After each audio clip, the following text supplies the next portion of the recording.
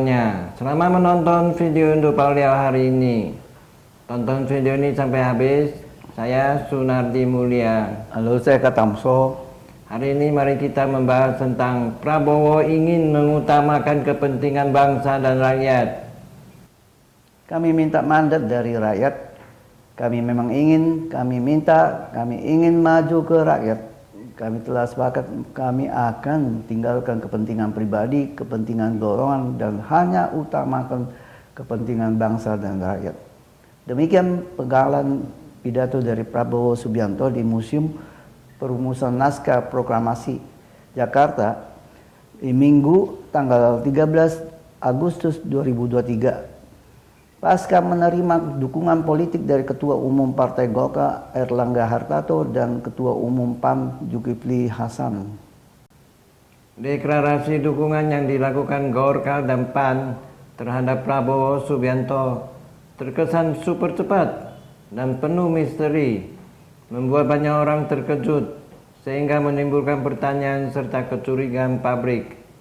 Dalam Rakernas PAN pada tanggal 26 Februari 2023 di Semarang, Jawa Tengah, banyak pemegang hak suara yang menggaungkan Ganjar sebagai capres dari PAN. Tapi tiba-tiba PAN mengambil keputusan mendukung Prabowo. Demikian juga dengan Golkar. Salah satu hasil Rakernas di kantor DPP Partai Golkar Jakarta Minggu tanggal 4 Juni 2023 tetap mengusung Airlangga Hartarto sebagai capres untuk maju di Pilpres 2024. Sulit dipercaya PAN dan Golkar mempunyai niat yang tulus mendukung Prabowo. Diperkirakan PAN dan Golkar memiliki maksud-maksud tertentu atau tersembunyi dan sudah melakukan deal politik dengan Prabowo.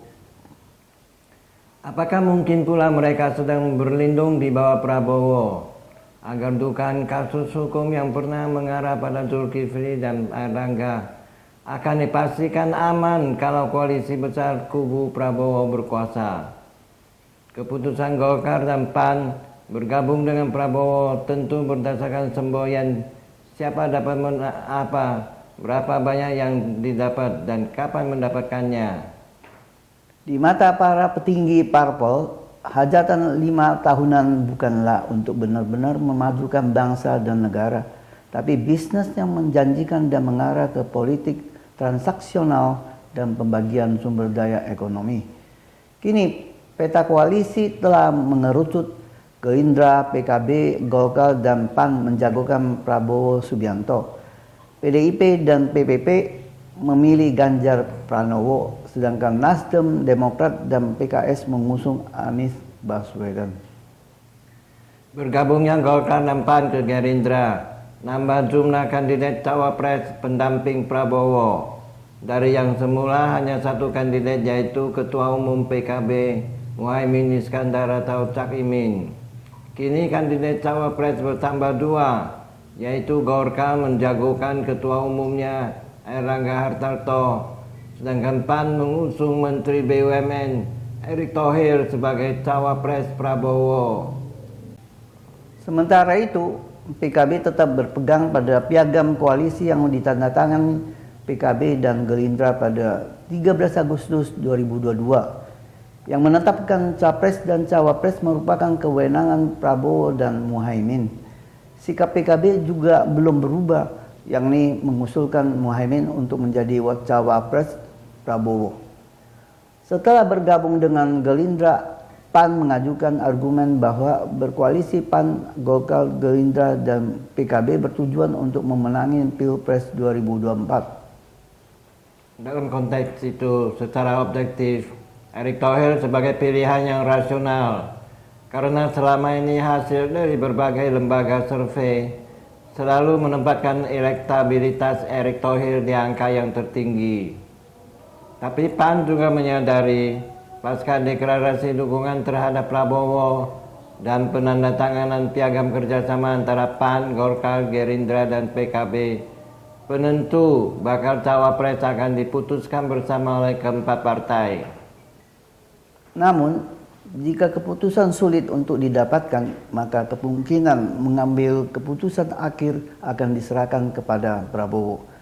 Usai mendeklarasikan dukungan kepada Prabowo, Minggu tanggal 13 Agustus 2023, Erlangga mengatakan Golkar sudah sepakat memberikan mandat kepada Ketua Umum untuk menentukan Capres dan Cawapres yang akan didukung pada Pilpres 2024.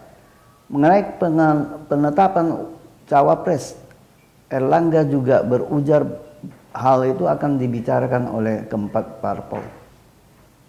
Sementara itu, Caimin menegaskan penetapan Cawapres dari KKIR akan diputuskan bersama oleh keempat parpol. Akan tetapi ia menegaskan dirinya masih memegang posisi sebagai penentu calon pendamping Prabowo. Caimin berujar setuju Golkar dan PAN bergabung, asalkan dirinya tetap menjadi cawapres Prabowo.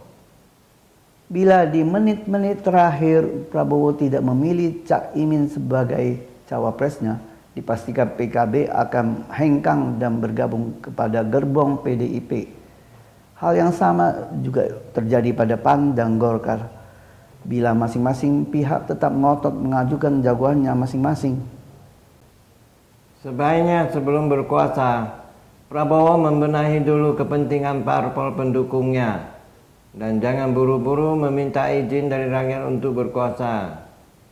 Pada hakikatnya, seseorang yang memiliki kekuasaan adalah untuk melayani rakyat dan bukan untuk menguasai rakyatnya. Terima kasih sudah menonton video Indo Paulio hari ini. Saya Katamso. Saya Sunardi Mulia. Silakan like dan subscribe. Bagikan ke teman-teman Anda dan tinggalkan pesan di kolom komentar. Sampai jumpa lagi.